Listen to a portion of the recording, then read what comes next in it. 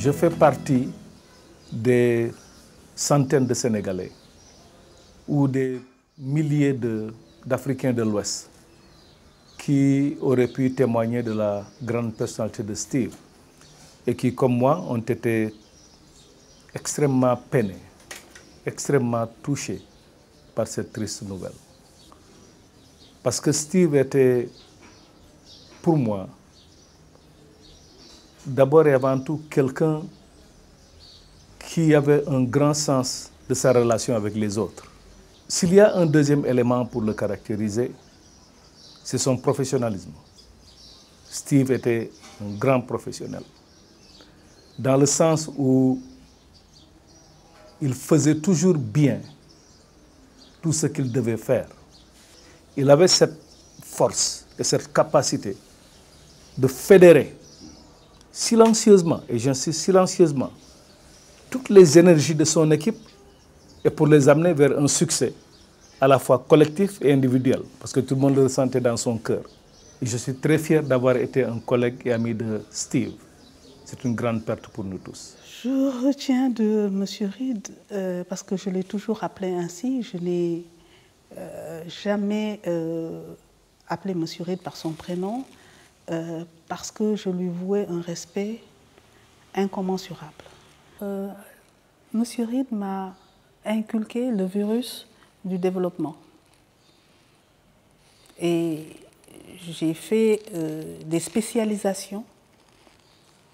Après son départ, j'ai fait des spécialisations pour vraiment être au plus haut niveau dans le domaine. Et je ne le regrette pas aujourd'hui parce que vraiment, je travaille pour mon pays, je m'investis pour mon pays et j'en suis très heureuse.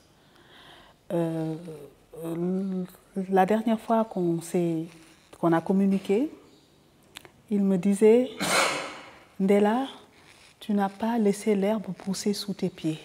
Ça fait 15 ans que j'ai quitté le Sénégal et ça fait 15 ans que vous êtes devenu vraiment un expert dans le domaine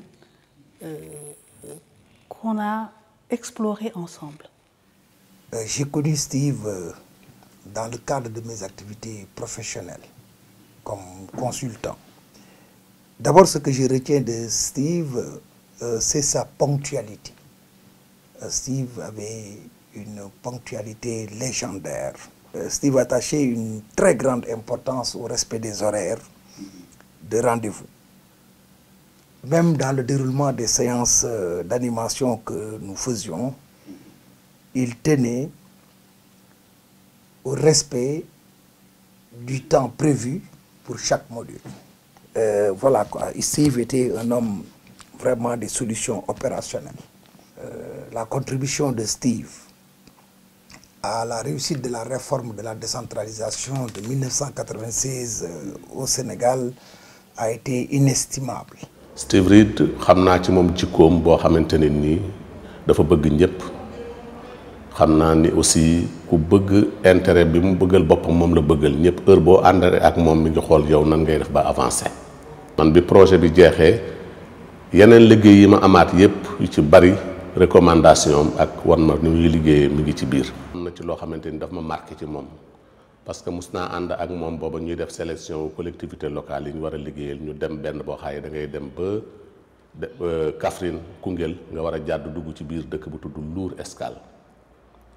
bi ñu demee foofu dañu fekk benn mbaam dee ci maison communautaire bi ñu xoolee situation dëkk ba ak na mu soree enclavé ak mettiwaay bi dama yaakaaroon ni duñu fa dellu moom mu ni ma ci fii nag ñoom la ñu war a liggéeyal parce que nii mu mel nii dañu bëgg ñii la ñu soxla pour ñu moderniser ñu mel comme nii.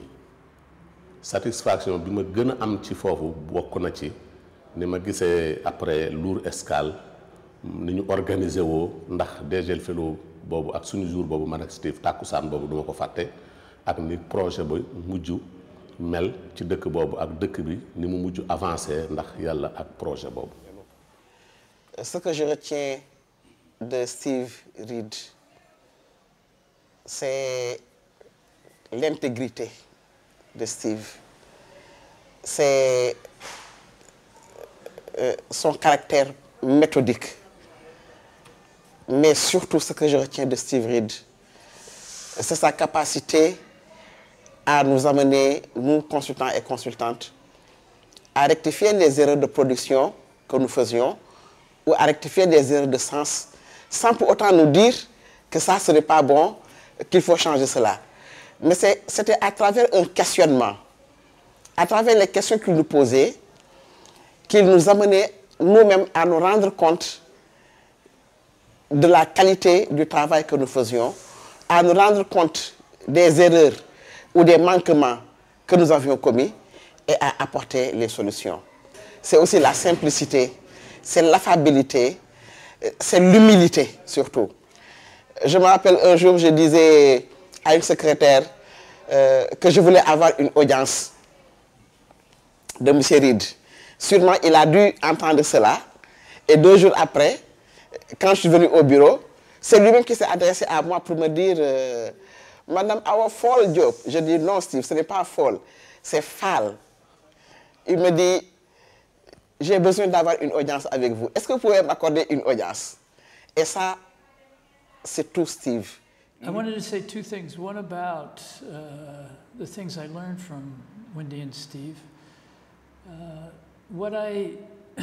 In my interactions with Steve, what I really, really appreciated about him was his leadership style. To be a leader, he didn't need to be loud. To be a leader, he didn't need to dominate conversations. He didn't need to give orders.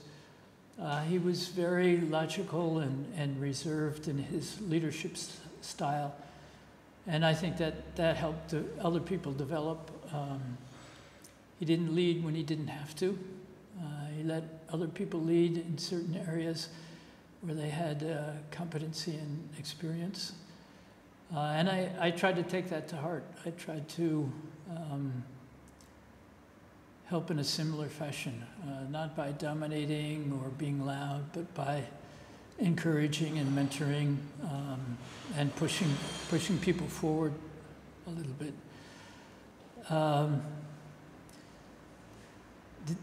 The interesting thing is that we, in this occupation that we're in, when we're supposedly trying to help others, there's always this issue of the white savior complex.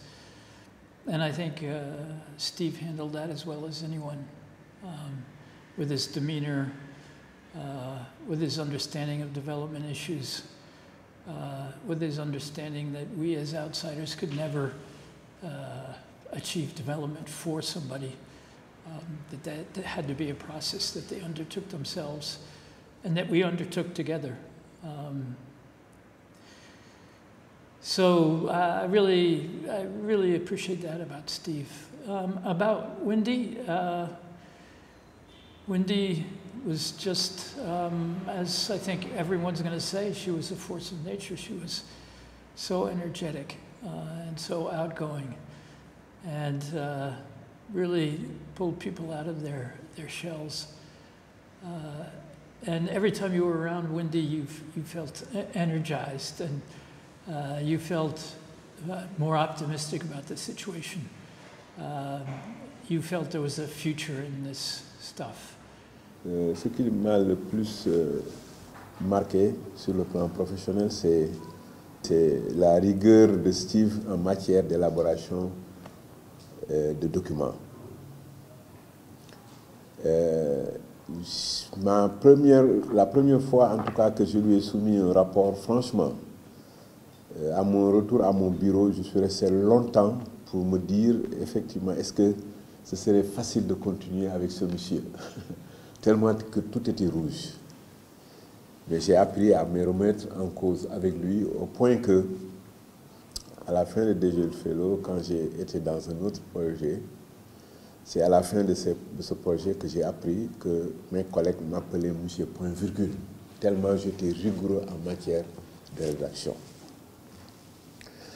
L'autre chose, c'est, on l'a dit, c'est-à-dire le fait qu'il soit vraiment un manager au vrai sens du terme. Parce qu'un manager, ça regroupe presque toutes les qualités. Il est arrivé une fois qu'avec un responsable du projet, que des échanges par mail aient eu lieu entre ce responsable et moi, mais Steve était copié. Et à un certain moment, c'était devenu acerbe. Mais il n'est pas intervenu. Je n'oublierai jamais cette situation parce que le lendemain, Cheikh Abdoulo devait baptiser un de ses enfants. Nous sommes allés là-bas. Pour vous dire la grandeur de Steve, il savait que j'avais raison. Mais celui qui était concerné était aussi responsable dans le projet. C'est là-bas où il m'a approché chez Cheikh Abdoulo pour me dire, Abdou, j'ai suivi les messages, tu as raison, il faut continuer comme ça. C'est comme ça qu'il m'a dit. Et ça m'a revigoré et ça m'a donné encore beaucoup de courage. Ça m'a aussi permis de me remettre en cause et de me dire que je suis avec quelqu'un qui observe. Steve était un grand observateur. Un jour, je suis rentré dans la salle de réunion. On avait réunion. Il était en train de préparer la rencontre. Et il était au tableau en train d'écrire. Il m'avait donné le dos. Quand je suis rentré dans la salle, il a dit « Abdou Sen » sans nous voir. Et ça veut dire qu'il nous observait nous tous. Parce qu'il avait retenu qu'en tout cas, je faisais partie des premiers qui venaient toujours avant l'heure. Je voulais revenir sur 3 points seulement, 3 anecdotes. La première, c'est le cas des chauffeurs. Quand on avait effectué les premières missions, la société qui avait loué des voitures prenait le chauffeur en charge. Quand on est arrivé à Kolda, il s'est rendu compte que les chauffeurs ne dormaient pas à l'hôtel. Il y en a même qui ont dormi dans leur voiture. Il m'a demandé, je dis, je ne sais pas, je suis allé demander à un des chauffeurs, il m'a dit, ce qu'on nous paye ne nous permet pas de nous loger à l'hôtel. Quand on est rentré, il a appelé Michael, il a rompu ce contrat, il a renégocié un autre contrat où c'est DGL qui paye les chauffeurs. C'est dans ces conditions que nous logions avec les chauffeurs dans les mêmes conditions. Je pense que ça, c'est quand même à reconnaître. Le deuxième élément, même les consultants internationaux avec lesquels DGL a travaillé, s'il a travaillé, il leur a apporté quelque chose. La première mission que nous avons effectuée avec Gary, quand on a fini, Gary a dit qu'il ne dirige pas de rapport. Alors Steve m'a appelé et m'a dit, mais qu'est-ce qu'on fait? Alors on a réfléchi, on a défini un canevas de rapports. Et bon, il a amendé tout ça. Donc c'est comme ça qu'on a défini les premiers rapports des ateliers de GTP. Gary a dit que lui, il anime, mais il ne rédige pas de rapport. Vous parlez de son humanisme. Steve est venu me voir un jour dans mon bureau, on préparait l'atelier sur le pastoralisme. Il m'a dit, bon, je vais t'envoyer le CV de quelqu'un qui te dit, il te connaît, Ibrahima Kamara. J'ai réfléchi. J'ai dit à Steve, je ne connais pas Ibrahima Kamara. Il me dit, tu ne connais pas Ibrahima. Alors, il était un peu confus, mais il m'a amené le CV. Parce qu'Ibrahima lui a dit que j'étais son cousin aussi. Mais quand il m'a amené le CV, j'ai regardé, bon, j'ai reconnu que c'était mon cousin. Mais depuis le lycée, je ne l'ai jamais appelé Ibrahima Kamara. Nous, on l'a toujours appelé Johnny. Donc, c'est le doyen Johnny. C'est-à-dire que je ne me rappelle même pas qu'il s'appelait Ibrahima Kamara. Donc, quand il est venu, quand on l'a recruté, je crois que c'est Mas qui a fait. Je lui ai dit, Johnny, il faut qu'on aille voir Steve. Tu lui expliques pourquoi j'ai dit je connais pas Ibrahima Kamara. Donc, ça c'est réglé. J'ai eu un deuxième cas que je n'ai jamais pu régler avec Steve. Je travaillais avec la première assistante de Steve. Nous avons monté ensemble le PAMECAS avec les Canadiens. On était invités à l'ambassade, on a fait toutes les formations, on a même contribué au recrutement du premier directeur de PAMECAS. Quand on l'a recruté ici, on lui a demandé les personnes qu'il connaissait. Il m'a cité, mais je ne l'ai pas reconnu. Je ne savais pas. J'ai dit aussi à Steve que je ne connais pas. Malheureusement, je ne sais pas ce qui s'est passé. Elle devait être remerciée. Et par hasard, ce jour, j'ai demandé rendez-vous à Steve. Bon, mais je pense qu'il a cru que je voulais faire une intervention. Alors que je n'étais même pas au courant, je voulais le voir pour autre chose. Et quand je suis rentré dans son bureau, j'ai vu qu'il était, le visage était un peu tiré et tout ça. Il m'a dit, assois-toi. Il m'a dit, c'est quoi le problème? Je lui ai parlé de toute autre chose que du cas de l'assistante là. Parce que je n'étais même pas au courant. J'ai vu qu'il s'est ressaisi un peu et tout ça. C'est pour dire aussi que c'est un homme. C'est un homme avec qui on peut rencontrer 1000 anecdotes. Vous comprendrez qu'il sera difficile pour moi aujourd'hui de parler de Steve, tellement l'émotion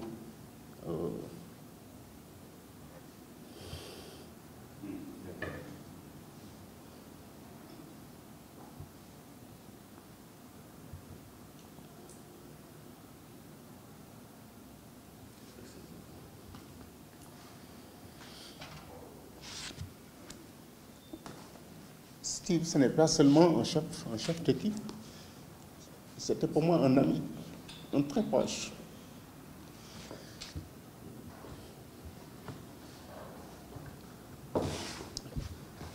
La dernière fois qu'on s'est vu, c'est à Ouagadougou. Et ce qui m'a beaucoup marqué chez Steve, c'est son humilité. Nous tous nous rappelons, chaque fois qu'on allait en mission sur le terrain, dans les collectivités, et ça m'a toujours impressionné, Steve était le premier à descendre du véhicule, à porter des tables, des chaises, des tableaux, à les mettre lui-même en tant que chef d'équipe. Et ce que j'ai retenu surtout de l'homme, c'est sa grande gentillesse, son humilité, mais surtout son esprit de synthèse, surtout dans le cadre professionnel.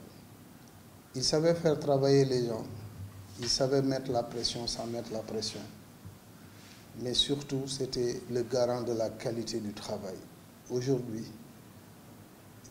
il m'a tellement formaté, et je crois quelques-uns parmi mes collègues, que lorsque j'ai un rapport devant moi, beaucoup de collègues me disent « tu es trop perfectionniste, tu nous fais perdre beaucoup de temps ». Parce que j'ai du mal à voir un document passer avec beaucoup de majuscules, des virgules ou des points-virgules mal placés, et beaucoup d'autres choses, parce que j'ai appris à côté de lui à faire des rapports. J'ai appris aussi à côté de lui à savoir préparer à l'avance et à faire des checklists. Rien n'était laissé au hasard avec Steve. Et il a mis la barre très haut sur le plan humain, sur le plan professionnel. Et il avait toujours le mot juste, il avait toujours le geste juste pour encourager, pour motiver, mais surtout pour amener toute une équipe vers la victoire. Oui, je peux dire sur la même lancée qu'en tant que chef programme pays de l'UICN aujourd'hui, mon passage à DGL Fellow, de par tous les acquis en termes de leadership inspiré par M. Steve Reed, mais aussi en termes d'outils développés sur lesquels que moi j'ai essayé de répliquer partout où je suis passé, font que j'ai une pensée très forte et très émotionnelle par rapport à la perte cruelle qu'on a eue dès qu'on a appris le décès de Steve Reed et sa femme, et dans les conditions que nous avons aujourd'hui. DGL Fellow, Malamine disait tout à l'heure, fait partie des programmes où, après sa disparition, une décennie après, moi je corrige pour dire 2 décennies, parce que quand même, nous qui étions les derniers à intégrer l'équipe, nous l'avons intégré en 2002. Aujourd'hui, on est en 2022.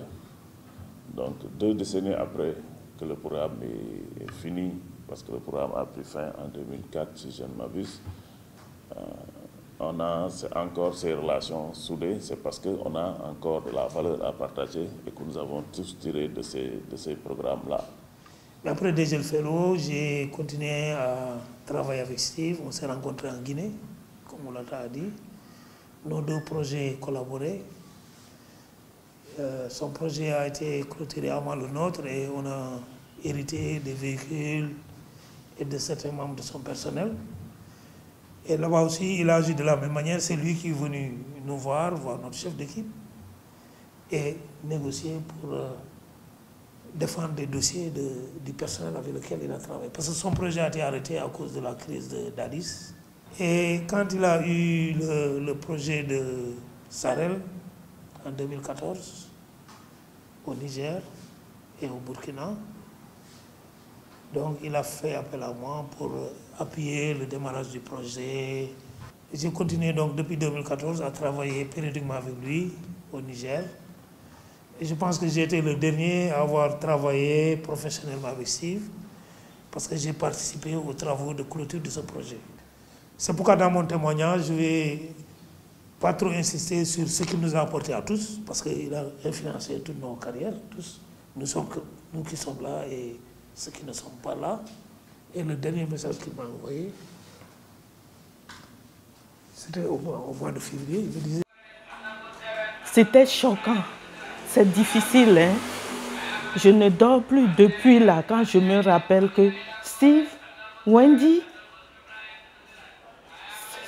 c'est dur. C'est pas facile. Wendy, c'est une sœur et en plus, c'est une coéquipière au basket.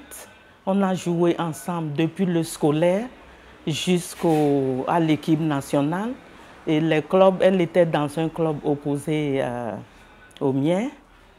Et on a joué tout ensemble jusqu'à ce qu'elle est partie aux États-Unis. Et c'est de là que je crois qu'elle s'est mariée à Steve. Et comme Dieu fait les choses, mon mari est affecté au Sénégal. Et Steve et Wendy étaient ici. Donc j'étais venue en vacances voir mon mari et on est restés toujours ensemble. C'est la famille, je peux vous dire. Je connais toute la famille. Et donc, elle, je connais que c'est de la joie avec elle. Je ne vois pas Wendy se quereller avec quelqu'un. Il y a un problème. Non, c'est dur. Wendy est partie et Steve aussi, un gars très calme.